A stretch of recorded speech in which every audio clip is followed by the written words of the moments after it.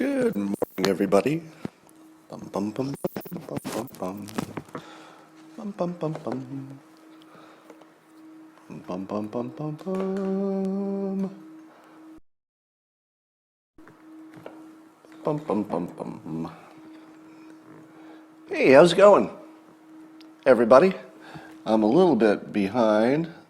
Got lost in the time. So I'm going to print out my notes here and enjoy the simultaneous sip with you, because that's why you're here. That's why you're here. It is. And I know that your day will be better if you enjoy the simultaneous sip.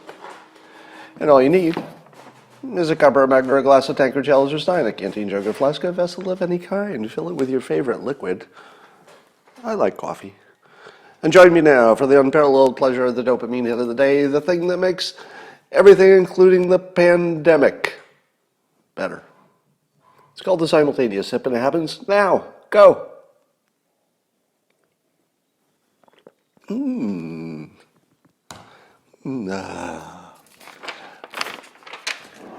Stay right there. I'm going to grab my notes.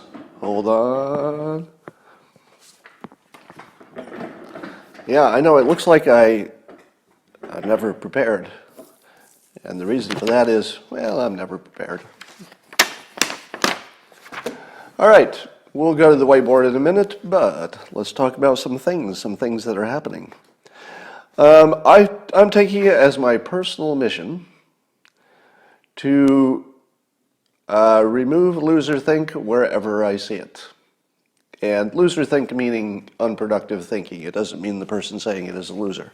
It's just about the thinking style. And in this crisis, those faulty thinking styles could actually get us killed. Literally, a little bit of bad thinking by the public could kill millions of people. Literally. I mean, that's not even a little bit of hyperbole. Let me give you an example. Online, I continue to see people say, hey, that swine flu killed 500,000 people. We didn't close down the entire world economy over that. So why would we close down things for something that's only killed a few thousand when the entire swine flu only killed 500,000? And we didn't close things for that. So how does it make sense?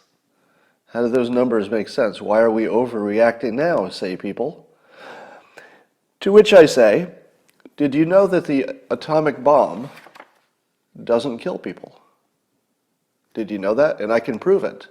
Because the first week that the atomic bomb was built, 0 deaths. Well, that's the end of the analysis, right? The first week that the very first atomic bomb was built, nobody died. So that proves that atomic bombs don't kill people, right? Oh, wait, no, that's crazy, because you know the bomb was going to be exploded over people, and later a lot of people would die. But you got to count that, don't you? Because I'm watching people say that the coronavirus has killed this, relatively small number of people compared to the population of Earth in its infancy, because people are pretty sure that this is closer to the beginning than the end. But the swine flu is already over. And we knew about it, that it had a different viral signature, if you will.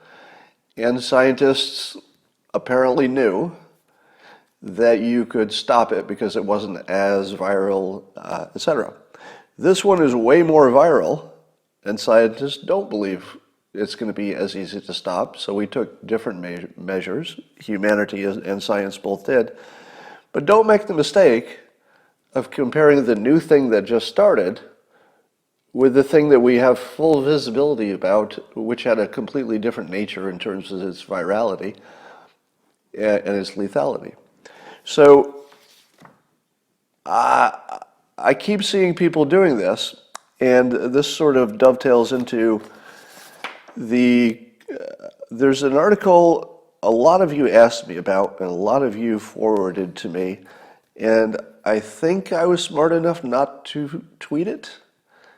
I hope I was. You might prove me wrong, because I've been retweeting with a little less filter than I normally would, because I'm just trying to curate knowledge, and I might get some wrong, but I think I held back, and it looks like some of the platforms are deplatforming that article. It was on Medium by a guy named Aaron Ginn, Ginn, and if I understand it correctly, he was like a marketing guy who understood marketing virality, and then sort of backwards used those skills to be an epidemiologist. It doesn't really work. that skill doesn't exactly translate. And it was more of a don't be hysterical, this isn't so bad kind of an article, but apparently the experts shot so many holes in it that it was actually deplatformed. And if I recall, I think it got torn down before I could remind myself what it said, but I think it was doing the same thing. I think it was doing the analysis of the automobile is perfectly safe. How do we know? It's easy. Because the week that the Model T was invented, no one died. No one. No one died. In fact, the entire first year of the automobile, maybe only one person died. And maybe they were going to die anyway, right? So the automobile will never kill you, because the first week it didn't really kill many people. So that's the analysis we're getting from people who are trying to inform our decisions and our policies. If you see anybody comparing the front of something to the end of something, run away. Now here's my problem with this. I'm not seeing this being done by only dumb people. I'm seeing this being done by people I can judge to be very smart. So I don't know what's going on. And I can't tell why they're doing it. The people who have not been exposed to good thinking styles, there's no surprise that they don't know what to compare. That's widespread. But people who do know how to compare things are also doing this, and I don't know what's going on. I can't tell what's behind that. I'm actually puzzled. I don't even have a good hypothesis for why a smart person would compare the beginning of something to the end of a completely different thing. I just don't get it. So if somebody does, please explain it to me on Twitter or something. All right. Yesterday I said if the press doesn't inform us today, which was yesterday, about the supply situation for the medical supplies in particular, we'd have to conclude that the press is broken. Because it's sort of our most important question, right? Is there anything that is more vital to understanding where we're at and where we could get to than having a real clear picture of the supply situation as it's coming in, because it's a moving picture, right? So you'd have to capture the fluid nature of it and the fact that it might be small but growing. And how do you communicate that? If you watched the press conference yesterday, and I know a lot of you did, the president and his task force, you could see there was a major communication problem. And I'm not going to say it's the fault of the people who are on the stage, the task force, because they're not really, they're not graphic artists. And you sort of needed somebody who was a graphic artist and a data visualizer to tell the story, because it's a little bit complicated, but it's vital. So here's what doesn't work. So here's me. I'm on stage and you ask me, Scott, you're the head of the task force.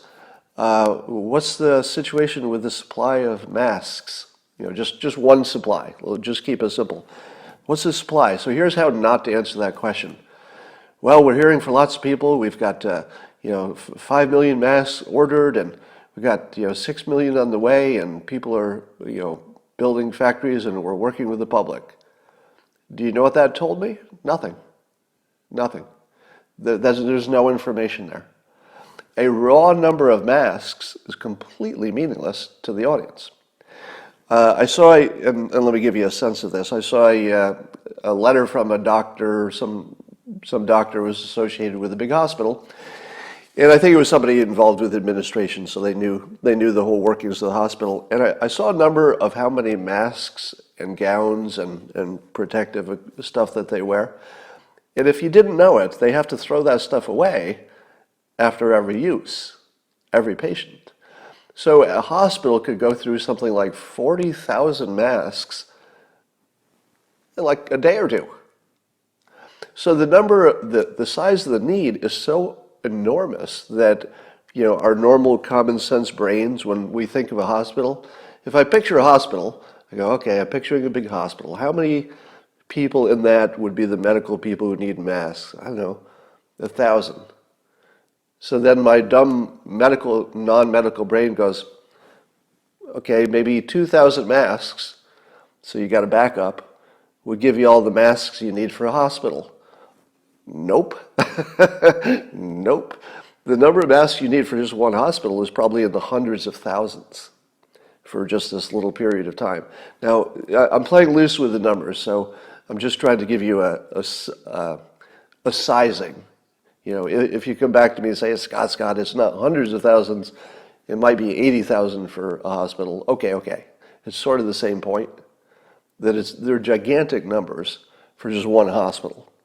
So when your pros are standing on stage and they say, yeah, we got 10 million masks coming, I say, how long is that going to take? How many hospitals does that service? How many hospitals do we have? So you see how immediately it becomes complicated, and the story can't be transmitted from whatever they know to whatever we, the public, would like to know. So I would like to offer the way past that.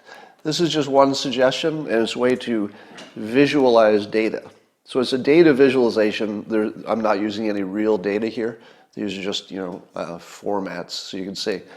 So I, as a public, would like to see the information this way. And this is very important, this next point. It doesn't matter if it's accurate.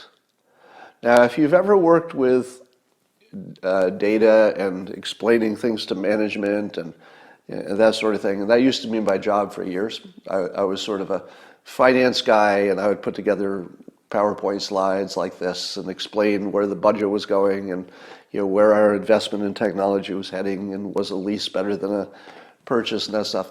So it was my job to take a complicated situation and try to figure out the easiest way you could put it on one page so that an executive who didn't know all the details could still get the lay of the land. Now, getting back to my point, it doesn't matter if it's accurate. It doesn't matter if it's accurate. It doesn't matter. What we, the public, need to know is that the people in charge have a handle on this. And that, in a general sense, are we looking at next week before we get stuff? Are we looking at 3 weeks? Now, if they tell you it's 3 weeks and it turns out to be 5 weeks, it's wrong. But at least you're in the ballpark. You're giving me some sense that you've got some control. And by 3 weeks from now, I would have expected you would adjusted your numbers every day as things come in. So that 3 weeks from now, when I find out it was really 5 weeks, I'm not surprised, because you've been adjusting it the whole time. All right. So here's how I would do it. I would take each item, let's say pills or ventilators or masks, and I would say, what's the peak number that you need to get through what you imagine will be, the worst part of the crisis? Now, what you imagine as the peak will also change every day. So every day you can adjust this up or down, but just tell us, keep it simple, the next 3 weeks, which are the critical ones. Tell us how many of each of this item we have now. Tell us what that's going to look like in 1 week, 2 weeks, and then 3. Now, these are just example sizes, but I would imagine that the first week you can't get your production up that fast, but maybe by the second week you're really cooking, and then by the third week maybe you're just topping it off. So it would look something roughly like this. Now, if you show me this by category, do you feel more comfortable that your leaders can understand the data and they have some sense of how to communicate it in a way that you'll get? Now, again, if they give you this number and they change it tomorrow, I still have confidence in them, because I'm watching the entire chain of, oh, we learned something, we adjusted our numbers, now we're showing it to you. And I would feel that change in sort of real time, because they do the they're doing updates every day. So as long as they were honest with us and they said, look, we got a lot of balls in the air. I can't really tell you what that looks like, but I'm an expert. I've been talking to a lot of people. I'm going to put a number on it because the public needs a number. I think it's 3 million by next week. Turns out it's 5 million. Are you less happy? Are you unhappy because your expert guessed 3 million but you got 5 million? No, you're happier. If he guesses 3 million but it's 2 million, well, you got some questions to ask, and then you want to look at the next week's number. But anyway, the point is, data visualization is a specific skill. It is unlikely that anybody on the stage has that kind of talent set. It's a weird talent. But the government needs to get that person. So get somebody on the team who can make a frickin' slide that will show the public what we're talking about. And again, it doesn't have to be that accurate. Just give us a sense. Is this a 1-week problem? Or is this a 3-month problem to get enough masks? I have no idea. I have no idea. But I'd like to. All right, enough about that. By the way, this is just one more example of a remarkable phenomenon you're seeing everywhere. And, whenever everybody's saying, we'll never be the same after this. People are saying, life will never be the same. Well, I think it'll be mostly the same in terms of the material, stuff of life and going back to work. I do believe that we'll go back to something that's pretty close to normal, same way we did after 9/11. You could argue that 9/11 changed everything, but the fact is, if you weren't waiting in line at the airport, it looked about the same. A few years later, life looked kind of similar. You just waited longer at the airport for the most part. And I think that's where we're headed with this. Things will be largely the same. But one thing that won't ever be the same will be that the people who lived through this have an experience. And that experience becomes part of you. So we're all being rewired by the experience to the extent that we're old enough to really know what's going on. And I don't think that's bad. If you notice today, did you notice that Al Sharpton tweeted that he had said in public that the president needs to do something about the homeless and people in prison because they're especially at risk of the spread of the disease. And Al Sharpton tweeted that, I guess to his surprise, the president called him and had a long conversation about those concerns. And Al Sharpton tweeted out and he said, if the president can, call a critic like Al Sharpton and work with him, then the rest of you can too. It's a big deal. It's a big deal. So Al Sharpton, who is a bigger critic of President Trump than Al Sharpton? But today, Al Sharpton and President Trump are the same person. Today, you're the same person as I am. Our differences have just melted away. Even when you're still seeing people talk about politics, right? You're seeing people talk about politics and, president should have done this and and I do it too. But doesn't it feel hollow? Don't the conversations about, politics just feel empty? They have a little bit of entertainment value, but they're just empty calories right now because you and I and Al Sharpton and Representative Tlaib, who I'm going to mention in a moment, are all on the same team at the moment. Now, anybody who doesn't live through this will not have experienced this. And I have to say, as tragic as this is, I certainly wouldn't hope for any kind of a crisis like this ever, but you can't deny that this is doing something to us. I mean, it's almost like we're going to evolve differently or something. It's that, to me anyway, it's that critical to the way we think. Now, it's possible we just snap back to politics as usual, the day we feel like we're past it. But we will always have this. We will always have this. There will never be a day, let me put it this way. If Al Sharpton goes back to being, old Al Sharpton, and he's just, we're past the crisis, and he just goes back to politics as usual, I'm still going to love Al Sharpton. I'm still going to love Al Sharpton because of this day, because you can't take that away. That actually happened, and that's who he is. So you're learning, you're learning who Al Sharpton is. At the same time, you're learning who the president is. At the same time, you're learning who you are. So I will never think of him the same. I'll still disagree with his policies, but I'll never think of him the same. So, because at the moment, Al Sharpton is me. There's no difference. Speaking of dogs and cats laying down together, so I tweeted yesterday, I don't think I've ever had fewer retweets for a tweet. I tweeted a suggestion from Representative Tlaib, who, probably most of you know. I've been critical of her. She's critical of the president. I'm not a big fan of her politics. It goes without saying.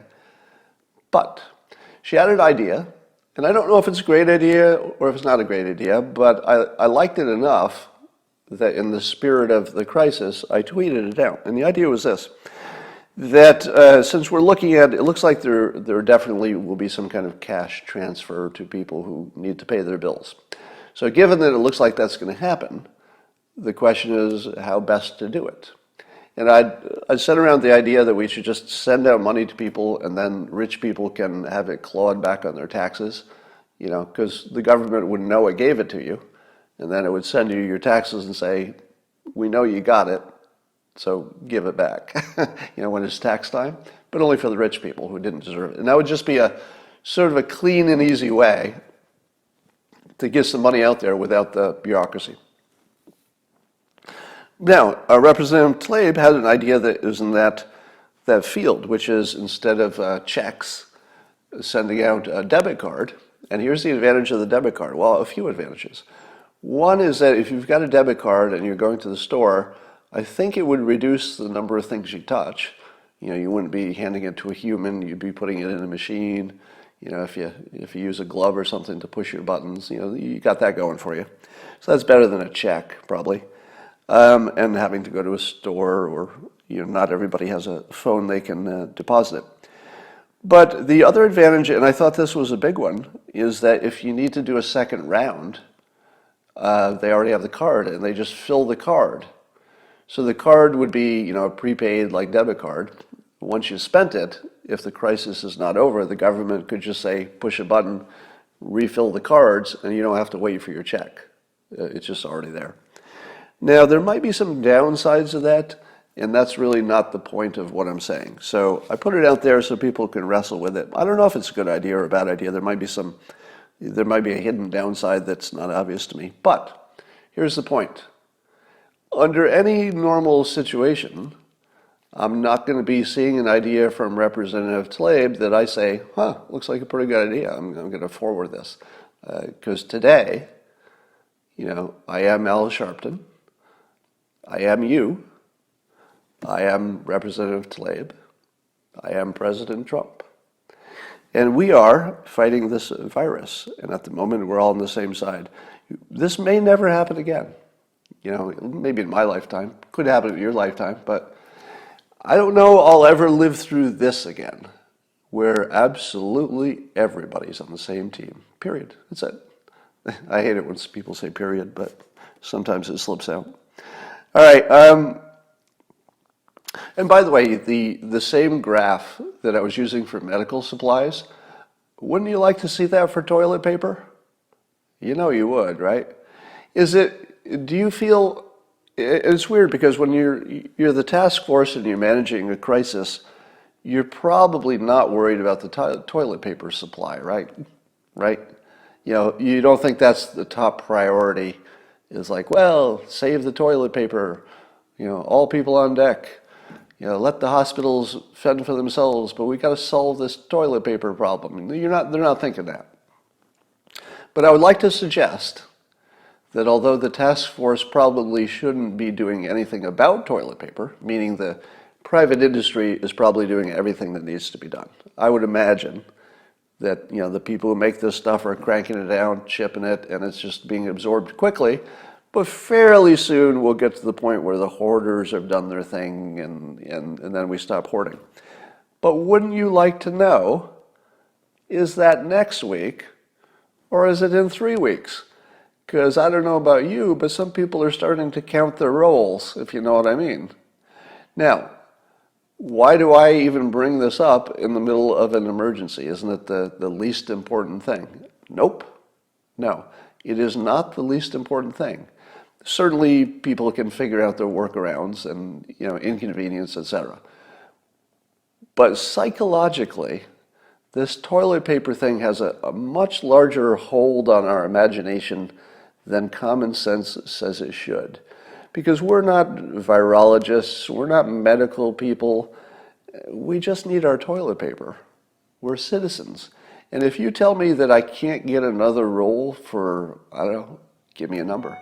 If you tell me I can't have a roll for a week, a new roll, I'll say, okay, a week. I think things are under control. If I can get those on the store shelf in a week, I'm not even going to think it was ever a problem. But if you tell me it's 3 weeks, I got to start rationing. You don't, because you all hoarded. But some of us might need to start rationing a little bit. And then I'm going to start thinking about it. And then it's going to be in my head. And then somebody's going to send me a picture of an empty shelf. And I'm going to think it's the whole store. And it's not. It's just the toilet paper shelf. How many of you have seen the so-called empty shelves pictures? Well, they take a picture of the toilet paper shelf that's empty. And then they go to the cleaning supplies and maybe the rice. And those are empty. And then you think, my God, we're going to run out of food. When the rest of the store has, broccoli and pretty much everything you want. So, message to the task force. You don't need to be working on toilet paper. Private industry's got that. We don't need any presidential decrees on toilet paper. But just tell us the timing. You kind of need to do that for our mental health. It's a mental health question. When do you think the toilet paper will be back on the shelves? Even more than the rice, because probably most of you have not dipped into your rice supply, your beans or whatever you got, your cans and whatever. You probably haven't dipped into those because there's still food in the stores. But I'll bet you dipped into your toilet paper supply, didn't you? I bet you did. But that supply a little down. So directionally, your government should tell you that, even though on the surface you'd think it would be the least important thing. It just has a big hold on our brain, so let's do something about that.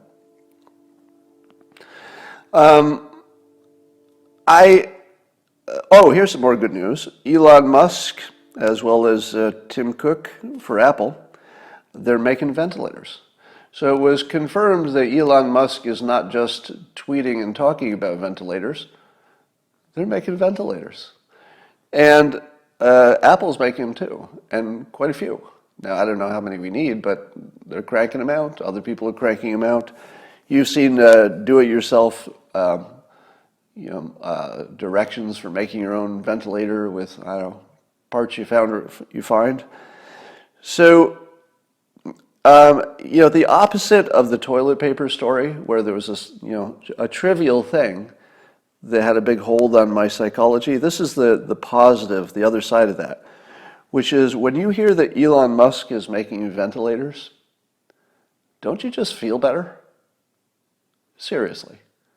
Well, if arguably between Tim Cook and Elon Musk, you have the two most capable manufacturers of physical items in the country, in the world, I don't know. I mean, don't you feel better knowing that they're fully engaged in this? I sure do.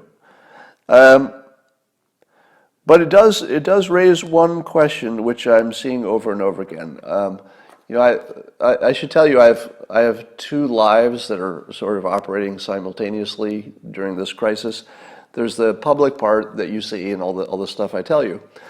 But the moment I get off of this Periscope, I'm going to be working for hours, curating questions and, can you connect me with this person and answer this question and, can you introduce me? I've got a thing. So there's a whole bunch of stuff that's operating below the public visibility, and it's a lot. Let me tell you, it's a full-time job. As soon as I turn this off, it's all I'm going to be doing until the next time you see me on Periscope. And I'm probably going to, fall asleep in my bed tonight, like last night, connecting people and tweeting and stuff.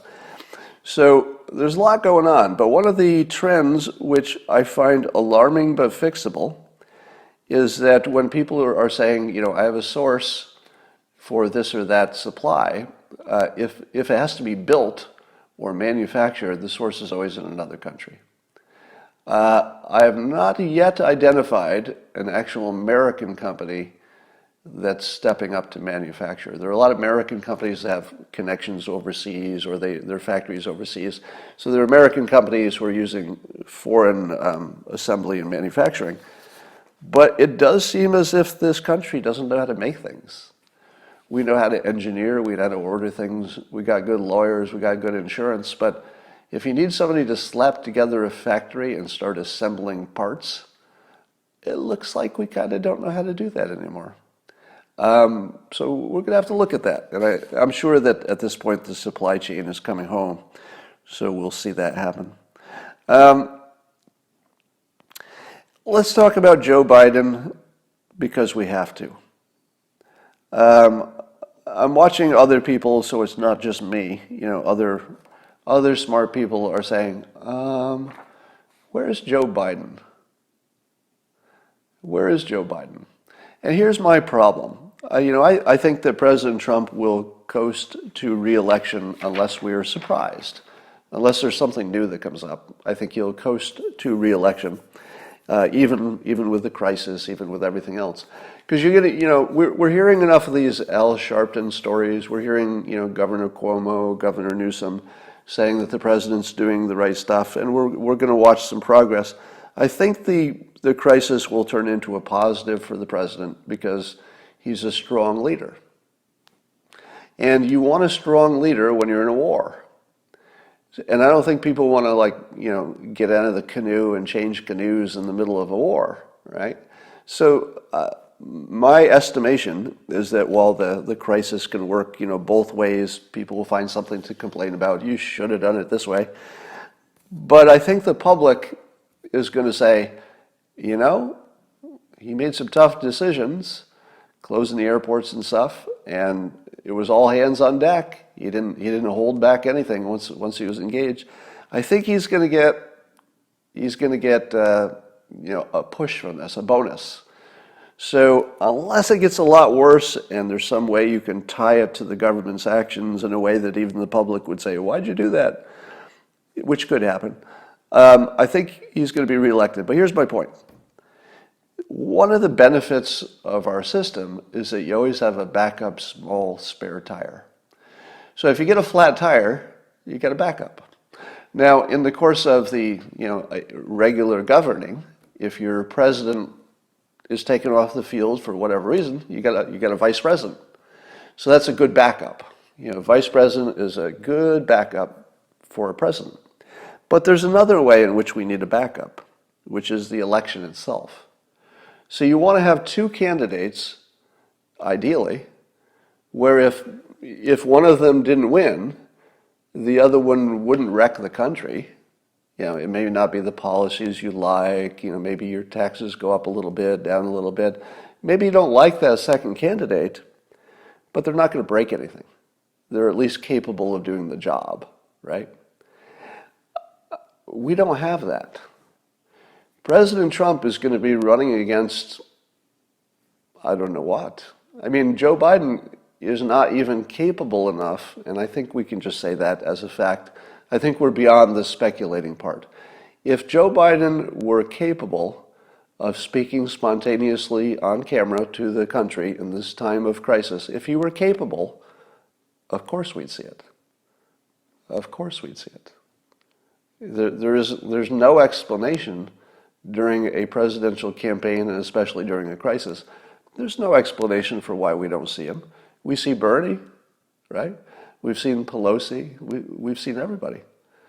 And they have some kind of BS excuse about they're doing construction at his house to turn it into a studio or something. But he's got an iPad. I'm talking to the world.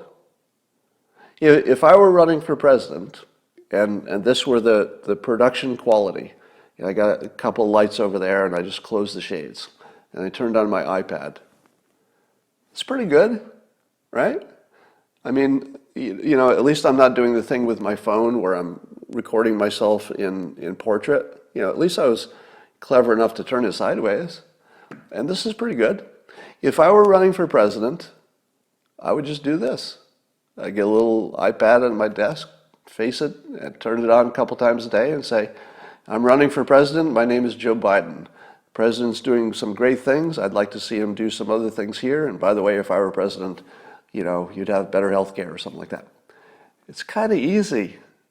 The hurdle that Joe Biden is not able to get over is so low that a child could do it, meaning just aim your iPad at yourself and turn it on. A child could turn on an iPod and aim it at their face and broadcast to the world. How do I know that? Go to YouTube. On YouTube, there are infinite children who have figured out how to do this. They put the camera down, point it at themselves, turn it on, and you're live to YouTube. And Joe Biden can't figure that out. We should stop pretending. Whether you're a Republican or a Democrat, remember these are strange times. I'm Al Sharpton today, but I'm also Donald Trump today. So it's strange times. And I'm actually a little uncomfortable having the emergency backup plan being no spare tire. Because, if I'll just throw out some names to make my point. If John, let's say somebody else, let's say, I don't want to put a name on it. Just, pick a boring governor that you think is doing a good job and is a Democrat, all right? If the Democrats were running a boring governor who just does a good job, I would say to myself, I still prefer President Trump, very clear preference. But at least we've got an emergency spare. It's the little tire, it only goes 50 miles, but it's not nothing.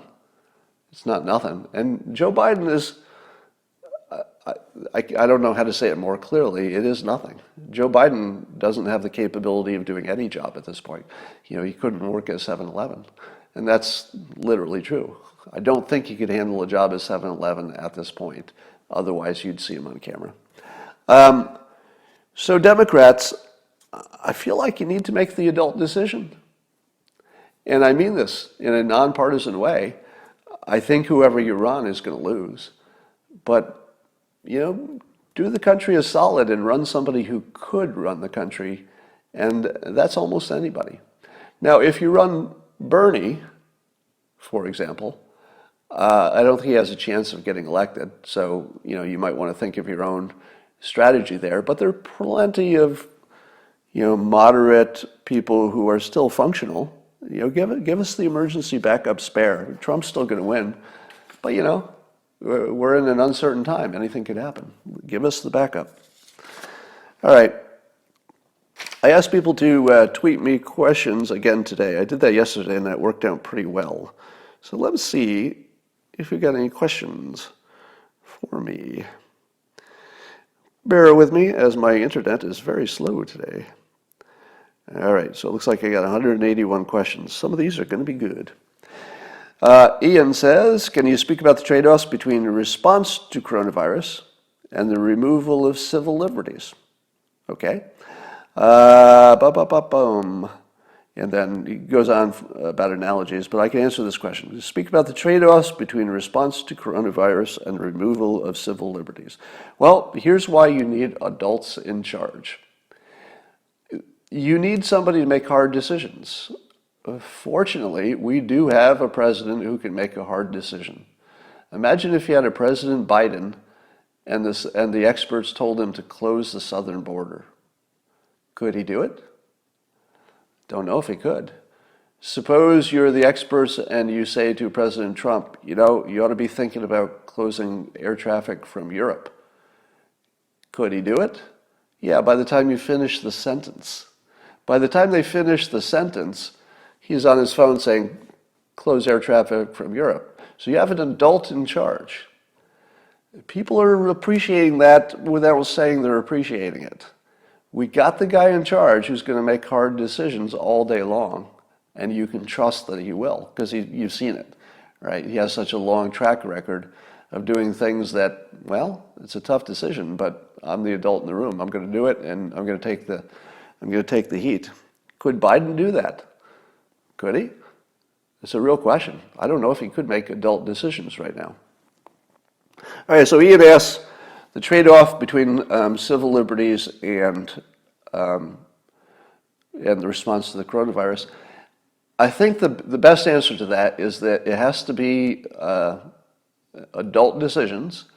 And if those adult decisions come down and they say, Scott, I'm going to remove your civil liberties for a week, just tell me why. Just tell me why. Because remember, this week, I am Al Sharpton, but this week I am also President Trump. And if either of those people who are the same person at the moment says there's a good reason why you should temporarily suspend my civil liberties, do it. Do it. You have my absolute and complete support. Do it. Because the adults got to make the decisions, and if we trust them, and I think Trump working with the experts is a very, very safe combination, I say just do it. Because here's the thing I would trust. The thing that this country and lots of countries do it well is we brainwash our youth, and in my case, I used to be a youth. The brainwashing, and I'm going to use this in a positive term, the brainwashing that this country does to design the adults that get to run the country is really, really good. And one of the things that we're all deeply wired, I'll say wired instead of brainwashed, one of the things we're deeply wired by our system to appreciate is freedom. So if this were some other country, let's say a third world country, and the dictator said, just for a week, I'm going to take away your civil liberties, would you trust that? No. No, you wouldn't trust that. Because you think, oh, this is just the first step before we lose all our civil liberties, and maybe it would be. But in the United States, we got 370 million wired, coded, brainwashed, designed, whatever word you want to put on it, human brains that aren't going to put up with that kind of crap. So if you take our civil liberties away for a week with a good reason, you'll get pretty good compliance. 2 months from now, if the reason went away and we still don't have that civil liberty back, we're going to change things. We're going to change our government. So there is no risk in the United States because the citizens are so well designed. I mean, it's actually designed. It's brain design, if you want to put it that way. So we are so well designed in this country that our government couldn't take our, at least an important civil liberty away any longer than the reason for doing it remained. Now, you could argue whether the reason has remained, and that will always be a gray area, but it won't be some sign of approaching evil. All right, let's see. What's your estimate of the mortality rate? Well, the experts are lowering it all the time. I'm not going to give any kind of a dumb estimate that's like, cartoonist overrules scientists or anything like that. So I will defer to the scientists. Do Greg Guffield and I have an understanding about material? And the answer is we're friends and we think alike and we talk about a lot of this stuff offline. I use some of his ideas, he uses some of mine. So yes, it is a fully friendly and ongoing situation. And I was using Greg's examples yesterday, for example. So that's far more a case of two people who have very similar thinking styles. We're both from Berkeley, both California. I mean, if you lined up our opinions, they're going to be pretty close, probably 90% overlap. What do you do when your DoorDash comes? Do you wipe down the containers? It's a good question. I'm not an expert on any of these, so take anything I say with a grain of salt. The scientists say this. They say very clearly that the virus lives on surfaces. They also say very clearly that that means you could get it from surfaces, and it lasts quite a while on surfaces. But the scientists also say they haven't confirmed any case where somebody just got it from a surface. Apparently, the cases that they can track down, there's always a person. They find a person. Now, that person may have given it to them by putting it on a surface and then you touch the surface. But the person is always identified as being in the area for a while. In other words, I got it from my spouse. You don't need to ask, did he get it off a surface or did it come from their mouth or something? You know the source was the person, and that's about as far as we can go. We don't know if it's because that kiss. We don't know if it's because they shared a glass. We don't know. But what we don't have, and maybe we will, what we don't have is somebody who's been, isolated for 2 weeks, and the only thing they touched was the takeout food in a bag, and then they got the coronavirus. I'm not saying it hasn't happened. I'm saying we wouldn't know. But science is not saying that's identified yet. So here's my answer. You can't take risk down to zero. That's not an option. And you got to eat. I'm taking the trade-off that if I can keep my local restaurants and food businesses in operation, that's good for them. I'm taking the risk that it's better than going to the store myself. I'm taking the risk that even if I hired somebody to shop for me, which I literally did yesterday, a younger person with a good immune system, and I gave a list that was sort of in and out, small basket, minimize the time in the store and all that. So we're doing risk management. We're not eliminating risk, right? So the first thing you should say to yourself is you don't live in a world where risk could be zero on the coronavirus or anything else. But you can certainly take the choices that are available to you that are the lower risk.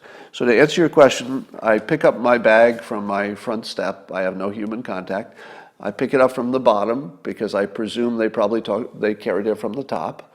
I get inside. I cut the exterior bag off it carefully, and then I wash my hands with soap. Now, of course, the interior stuff could also, have a problem. It's a non-zero risk. But I find that an acceptable risk. Given that science is just not finding this direct path from objects to people, we just know it could be, so stay away from it. Minimize it if you could. But I do what I can do, and then I don't do what I can't do, which is I can't know what's on the interior contents. And so I take that risk because it's better than the other risks. So I hope that's the answer. Should the shelter-in-place be applied countrywide or only locally? I would say locally at first, and then watch it.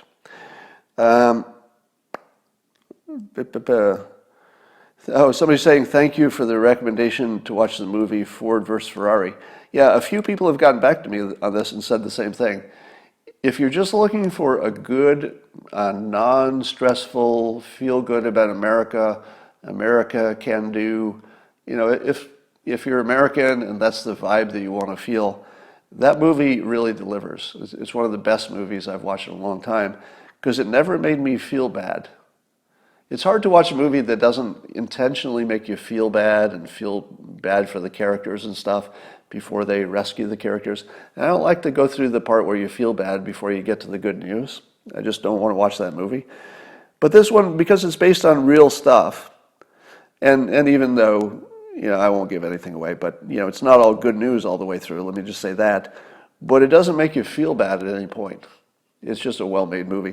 So if you need a couple hours to get into a different mindset to relax, that's a really good choice. Where can we find data on how the hospitals are holding up? Well, apparently not from the task force. So that would be another thing that the data visualizers should be doing on behalf of the task force. There should be a one-pager that says, here are some of our metro here are some of our metro hospitals, here's normal capacity, here's the maximum theoretical flexing capacity, maybe just for ventilators, maybe just for ICUs, you might need to break it down a little bit, and then change things as you know what's happening. So we don't know that. I don't know if anybody knows that, and I doubt if we saw the data, it would be presented in a way you could make much of it. So how to persuade others that Fauci is on the solution side and the disease is far more serious than the flu. Well, that's what I'm working on. And the people who still think it's only the flu have to explain why we already see hospitals being pushed past capacity. If it were the flu, hospitals would not be pushed past capacity. If you notice anybody who's arguing it, just force them to think about that. Now the escape path I've already identified is they'll say, oh, but Italy is different. And they're going to say Italy has old people. Italy is, and in fact, I saw yesterday a smart person say that Italy was miscounting the number of people who were dying from coronavirus, and the way they counted it made it seem like there were too many. So therefore, maybe we're panicking by looking at Italy because the way they're counting things is making it look like it's worse than it is. To which I say, what the hell is wrong with you? The other thing we're clearly seeing in Italy is that their hospitals can't handle the load. That doesn't happen with the flu. The only thing you should talk about when somebody says it's just the flu, they're going to try to take you to numbers. Say, hey, they killed this, killed that, didn't close for the swine flu. They're going to try to take you in that direction. Don't do it.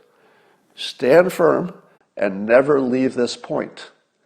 Hospitals are already overloaded, and we expect 10 times as much traffic based on the best experts' estimates of how this thing will evolve. All right? Some hospitals are already at capacity from this, and it will be 10 times bigger probably in a month. That's what the experts say. Don't leave that point.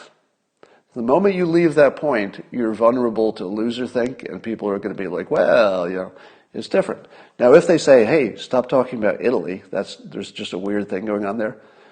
Say, China had to build new hospitals. Tell me one other time China had to build a new hospital in a week. Never. And we also have American hospitals. New York City is getting close to capacity already, and we're at the beginning, folks. We're at the beginning, and hospitals are nearing capacity. So the people who say it's just the flu, don't leave that point. Hospital capacity, hospital capacity, hospital capacity. Already numerous data points from Iran, New York City, Italy, China, South Korea. Numerous data points. Don't leave that point. That's how you kill it. Kill the rumor that it's just the flu. All right, let's see what else we got. Is this the new normal for novel virus response? Well, maybe.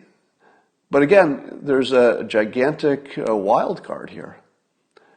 Two gigantic wild cards. One is how quickly can we make test kits and labs that can evaluate the test kits.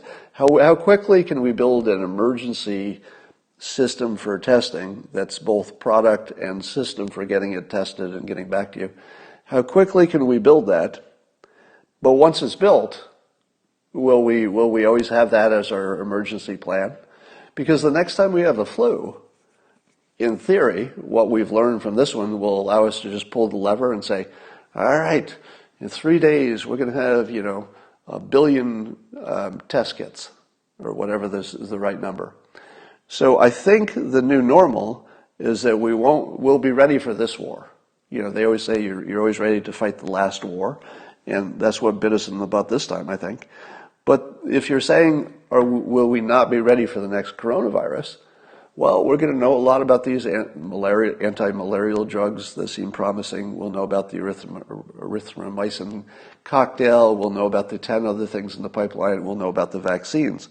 So my guess is, if I had to put money on it, it's the last coronavirus pandemic. If I had to bet money. Now, if I had to put odds on it, I'd say 80%. I would say there's an 80% chance you'll never see this again with this form of the virus, or something in its family, because I think we will learn how to get it with tests and with meds and with vaccinations. A year from now, we'll be in good shape, but we'll be recovered financially, at least somewhat well before then. Next question. That's a funny question. I'll skip that one. Realignments from high-density urban areas to more rural. I was kind of wondering about this. Just the pure practicality of it. Let's say you said, "Hey, New York City, the only way we're going to get to the other end of this is just hypothetical. I'm just brainstorming here. Maybe somebody will have a good idea that's different from mine that is suggested. Suppose you said to New York City, hey people, if you have the capability to get out of the city, get out of the city. You don't have to, but if you can find a place to pitch a tent, you can find somebody in Nebraska and you've been tested, I suppose that would spread, maybe that would just spread the disease, wouldn't it? Never mind. It's probably too late to do social distancing in terms of the city you live in, temporarily going to the country for a few weeks, because that probably would just spread it at this point. I would need an expert to weigh those options. All right, Justin Hart asked this question. The death rate and disasters sold to us as a justification for the shutdown are quickly collapsing. Does that matter? Justin, I got to check your, you're in marketing and sales. I don't want to be unkind because I know you're a follower because you follow me on Twitter. So Justin, and I'm going to try not to be a jerk about this because I don't have anything against you, Justin. But he shows the graph of, I guess, what is it, the deaths, the fatality rate going down and down and down. So he's saying since the predictions didn't pan out, what do we make of that? Justin, the predictions didn't pan out yet, and it's because we're flattening the curve. If we had treated this as business as usual, things would be very much worse. So here's my recommendation to anybody who does not have, some kind of a background in the decision-making sciences. So if you don't have a background in science, engineering, economics perhaps, and you could think of several others, look to people who do. So Justin, find somebody who's, just somebody personally who's gone through one of those fields, and then show them your graph and say, what does that tell me? I think they're going to tell you what I told you, which is that's the way it goes if we do everything right. And that's the reason we're panicking, is to get everybody to do something right. So the fact that we're getting some kind of control on this shouldn't tell you that we shouldn't have done it. That doesn't make any sense. All right, I'm trying to be kind about that, but the people who did not have experience in decision making, you really need to rely on people who literally learn those skills.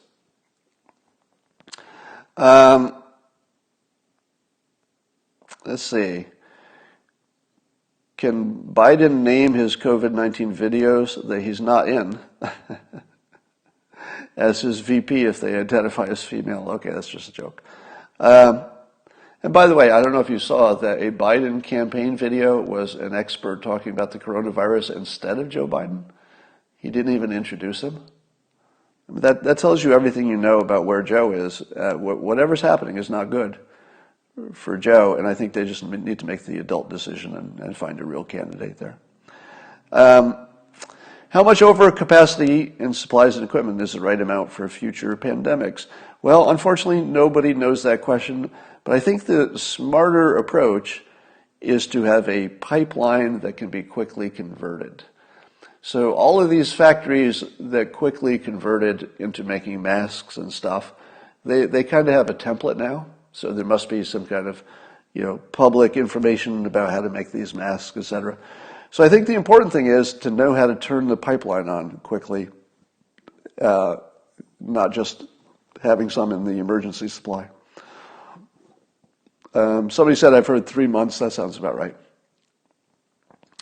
Have we slowed down the spread, and by how much? I can't answer that. Is there any truth to this, that the coronavirus is an intentional move to destroy the American economy and usher in a single government, new world order, and a digital currency? Is there any truth to this? No.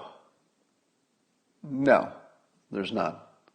There's not. Let me say with complete certainty, there's no government that would have done this intentionally. It could have escaped accidentally from some government facility, China, but there's no way that a rational person, and I think all the leaders of the countries who could do this would be rational. There's no way anybody rationally did this as a strategy. There are too many unknowns. The strategy is something you say, if I do this, it's going to lead to this, this, and this. But this doesn't have that nature. This is just chaos. And, you could tell yourself, oh, maybe it's some anarchist who just wants to destroy the world or something. But even then, they'd be taking credit, So there's literally zero evidence of anything but a very bad disaster that nobody intended. Let's see, what else we got going here? Questions? Why is our government saying masks don't work when it's obvious that they do? Basically, just paraphrasing the question. And I think it's the same reason that Fauci is saying that hydrochloroquine or hydroxychloroquine, I don't know the difference, but I think it's the same reason the government is saying that the meds are unknown in usefulness. They're not really unknown. And nobody really thought the mask didn't work. So remember, there are two things to this. There's the medical side and dealing with the emergency, but they're also dealing with our psychology. So people like Fauci are very aware that if they say the wrong thing, it's going to cause the wrong actions. So there is going to be a disconnect, and I would expect more of it, not less. I would expect more of this disconnect where the things they're telling you to do don't quite map with the things you know with certainty to be true. And it's probably because the message has more to do about getting compliance in a way that gets us to the end point best. I think it's a greater good. This is not one of those cases where I would be nitpicking the government. Hey, you're lying to us, because I believe there are productive lies. There are productive lies. I've never told you that your government should tell you the truth. All right? For many situations, it's the preferred situation that you want your government to tell you the truth. For many, maybe 95% of the time. But there's a solid 5% of the situations where the public would simply be worse off with a little bit more reality. Sometimes you might need to manage the psychology, the mass hysteria, and it might take a little bit of shading of the truth, and maybe you circle back to the truth later when it's safe. After this is done, I'm fairly certain that your experts will say, yeah, we knew that wearing a mask would help the public, but we didn't have enough masks. And I think that you're going to hear someday the experts say, yeah, we were sure a lot earlier than we said about this medicine or that being effective, but we didn't want to cause a run on the supply. I think that's what's going on. Thoughts on Candace Owens' stance? I don't know what it is about the coronavirus. How do I choose a... okay, I don't want to answer that one. Are there any doctors saying this is an overreaction? Excellent question. Excellent question. So for those who say it's an overreaction, find a doctor who's working in an infected area who agrees with you. Just one. Just one doctor. Just find one doctor working at a hospital that's already seeing a bit of volume in it, and let that doctor Tell the world that it's not a problem. I think you've seen zero of that. Somebody's in the comments, I'm seeing that, Dr. Drew being mentioned. Correct me if I'm wrong, but Dr. Drew has always been compatible with Fauci's recommendations. That's the end of that story. If you can find me a counter to that statement, I'm not aware of it, but if you can't find a counter, just drop it. Just drop it. If any doctor anywhere in the United States who was talking about the coronavirus and what they were saying was compatible at the time with what Fauci was saying, and then it evolved with Fauci, because remember, Fauci didn't say we should close the flights from Europe on day one, right? I mean, it took a while. He was evolving as information was coming. So if any other doctor was evolving in the same way the number one expert in the country was evolving, everybody's on the same page, doctor-wise. When do you think the recovery process begins in terms of economy and containment? Well, it depends how you count it. The stock market will recover as soon as we see that the trend is slowed or changing. So as soon as the stock market notices that we're getting on top of it, it's a leading indicator. So that will be first. And I think that the stock market will have some big up days and some big down days, no matter where it's going in general. So I think that you're going to see maybe within 2 weeks, you're going to see we've already had a kind of a stock market bounce. But in 2 weeks, if we get positive news about the meds, the stock market is going to bounce back, not all the way. And when it bounces back, it won't stay there. So you're going to see a wildly gyrating stock market that will respond to every bit of new trend, new news. You should assume that in some country they're going to get it under control, and then it will flare back, and then the stock market will react. But I think the stock market goes first. You could see something of a beginning of a more up than down in 2 weeks when we have some visibility on that. By the time we get test kits widely available, and I'm just going to use my common sense on this. I don't see us having enough test kits for a month, even if we move heaven and earth, because that just seems harder. But I think we'll have real knowledge about pills and availability in 2 weeks. So I think it's a two-phased recovery. Phase one is getting pills that work, and maybe in some cases young people, so long as they live where there's access to the pills and it's an efficient system to get them to them. I think they'll go back to work sooner. So we'll have something like a half recovery or a 3/4 recovery maybe in a month, because those people who went back to work will start getting things going. About at the end of a month, I think you're going to see the testing come online hard, to the point where you see the beginnings of these 60-plussers, having a get in a jail card that's starting to form. And at that point, it's going to look like we have a clear path. So those are two things: the efficacy and safety and availability. Availability is really high on the list, but I think we can solve that, of the pills, the different kinds that we know work, or I hope we know work, and then the test kits. So it's a two-phaser, and I would say that you'll see people released from prison as soon as the pills are available for them and just young people. Here's my guess. I think in 2 weeks we're going to get guidance about when we'll be released. In 2 weeks, within 2 weeks, could be 1 week, we will get guidance, which could change. But I think the government will start to get into a position where they say, here's where our plan is forming. And you can't fault the government for not having a solid plan, because we're still gathering information.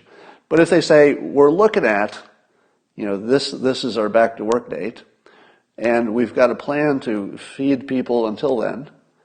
But as soon as the government starts saying, we're going to aim for this date to get this many people back to work, you're going to feel like the momentum changed. Because we've been in full retreat, right? Every time there's an announcement, it's a retreat. And As soon as that changes to, okay, here's a retreat over here, but we also made some progress over here, and then it's going to be more progress than retreat.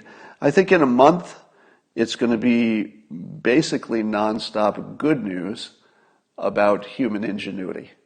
You know, you're going to have your Tesla ventilators, you're going to have your pills, you're going to have your test kits, etc. So month is the longest for the over 60s, I think.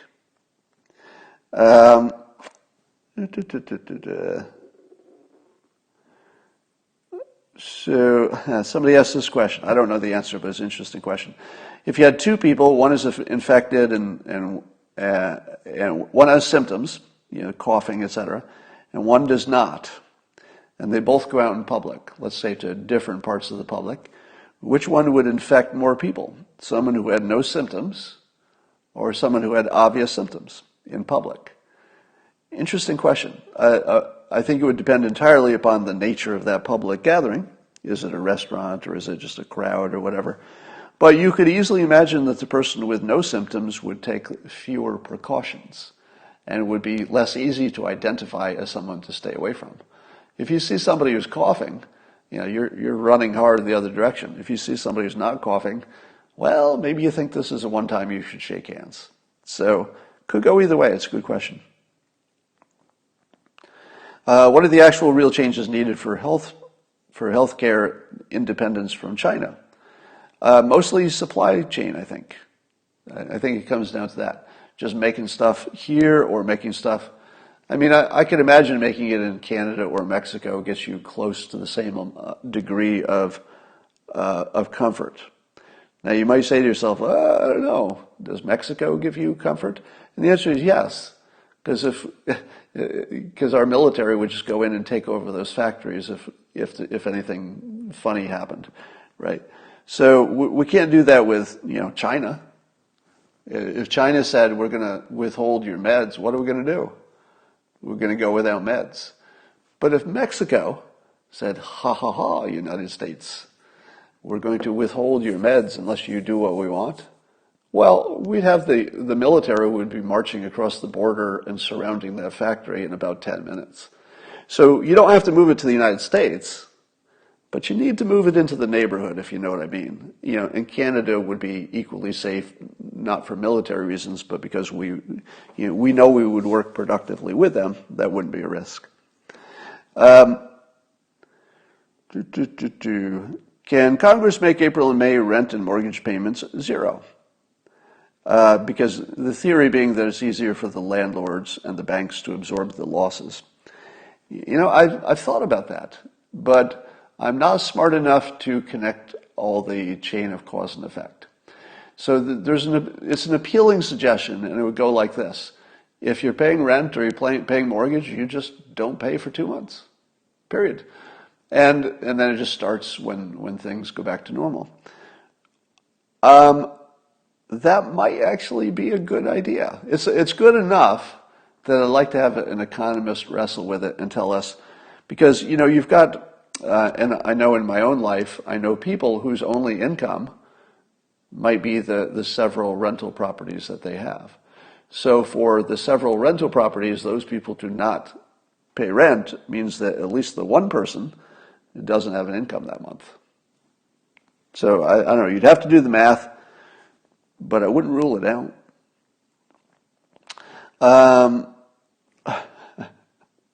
Looking at some of your questions are funny. Why is San Francisco allowing Chinese airlines to resume flights to San Francisco? What? What? Is that true? San Francisco is allowing Chinese airlines to resume flights to San Francisco? Really? Now, I don't know about that story, but I'd have to assume that they have, of course, considered the risk, and of course, there must be maybe a quarantine or testing. Maybe they're using some of their limited testing to test people right away before they send them into the public. I don't know. So I don't know about that story, but it's worrisome. Should they address or debunk the Medium article at the presser? Yeah, so I mentioned it. There was that Medium article that was going around that's being pulled off of platforms for being, grossly damaging, I think, because it's just not good information. It's not put together in a way that's helping the public. Should the presser debunk it? Maybe so. Maybe so. I don't know that they need to mention it by name, but it got so much attention. Maybe so. Yeah. It could go either way, but I think maybe so. Husband asks, why can't used mask be put in paper bag, sit for a week until germs are dead, and be reused by same person? I don't know. Good question. I've heard that if you put the germs in heat, or not the germs, the virus in heat, and I've heard numbers, who knows if this is right, but 133 degrees for 15 minutes, 2 days in a row, and it would kill, just the second day just to do any mop up in case there's some left. But if you had a dry sauna, and you took your used and badly infected mask and you just put it in your dry sauna and just ran that thing for a day, would it kill it? Don't try this at home because you could end up getting yourself killed. I'm not advising it, but I'm asking. Somebody's saying a freezer. Now I see in the comments debunked.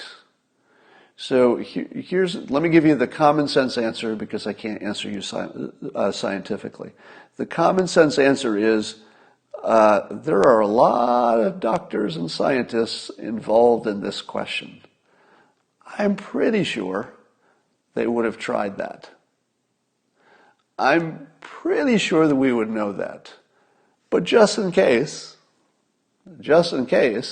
let's float that question. There must be enough people on this Periscope that somebody has looked into that who has a scientific background and can tell us, no, Scott, you would either ruin the integrity of the mask, that's possible, or you would, you don't want extreme temperatures because the integrity of the mask would change and then it just wouldn't be a mask. Or maybe they've tested it and you just can't get rid of the virus. I don't know. I mean, we've been told that a virus doesn't live more than how many days or how many hours, depending on the material. So your husband's question is really kind of excellent. And just curiosity alone, I'd like to know the answer to that. Somebody says Google it. Can somebody do that? Why don't you Google it for me and see if anybody's answered that question. It's a really good question. But you have to think that with this many experts looking at a mask shortage, if it were that easy, I feel like we would have heard that by now. But you never know, right? You never know. Let's see. Thoughts on the coronavirus affecting the cartel supply chain, including fentanyl? Well, as many of you know, this is kind of personal to me because my stepson died from an overdose, including fentanyl. And, I blame China for creating it and sending it to Mexico and the Mexican cartels for selling it. And of course, I blame the Mexican government for being essentially owned by the cartels. Now, interesting side note. Felipe Calderon, who was president of Mexico, 2006 to 2010, he actually follows me on Twitter. So, yeah, I just noticed that the other day because I think he liked something I did. And I thought, I wonder if he follows me on Twitter. So the ex-president of Mexico follows me on Twitter. And, you'd probably ask yourself, well, will that control the things you're willing to say? Well, watch me. The government of Mexico is clearly owned by the cartels. So if you thought it would stop me, now you know. And by the way, I'm not blaming Felipe Calderon personally. I'm just saying that at the moment, it's so obvious that we don't need any confirmation. Any reports on massive ramping up of U.S. testing gear and stuff? No, and that's exactly why we need a data visualizer to be part of this. Looks like I'm running a little bit long, and I'm going to end it here. Why don't we just freeze the stock market? You'd have to ask somebody smarter. I don't know the pluses and minuses of that. What is the first industry that'll decouple from China? Well, the priority will be meds and pharmaceuticals. I don't know if it'll be first, but it will certainly be the priority. When will we be able to open businesses? I think we're talking a few weeks, as in a month, and maybe sooner for some selected businesses, but it'll be phased. It's not. I don't think there's even the slightest chance that you wait 18 months to open your business. So if you're worried about that, no chance. And I don't think there's the slightest chance things will be closed for a year. I put both of those as 0 because we're playing some brinksmanship. We're not crazy, right? Brinksmanship is that you take your economy, right to the edge, but you don't break it. You stress it as much as you think you can, but it's just to get a hold of get on top of the virus, but you don't break it. If we're still doing a lockdown a year from now, we're broken. So what you can trust is that everybody knows that. I mean, that calculation is top of mind for every person involved here.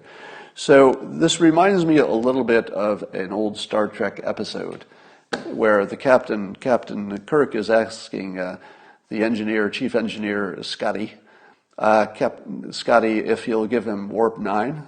And you know how that conversation goes? Scotty, give me warp 9. And then Scotty goes, I cannot give you warp 9. Captain, the ship is only built for warp 8. We can't handle it. It'll come apart at the seams. And the captain will say, give me warp 9. And Scotty will say, aye, Captain. And then Scotty somehow makes it work. So we're sort of trapped in a Star Trek episode in which, the warp drives our economy.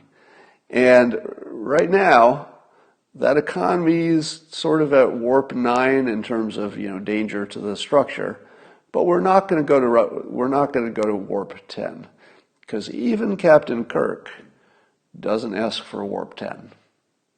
But what you should expect is that on the on the economic stuff, however scared you are now, you're going to be way more scared.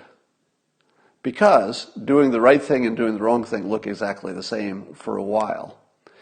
So doing the right thing and the wrong thing will look like keeping the economy closed for a few more weeks. The right thing and the wrong thing are the same for those 2 weeks. It's what you do after that that's the difference between the right thing and the wrong thing. So we are not doing the wrong thing now, for sure,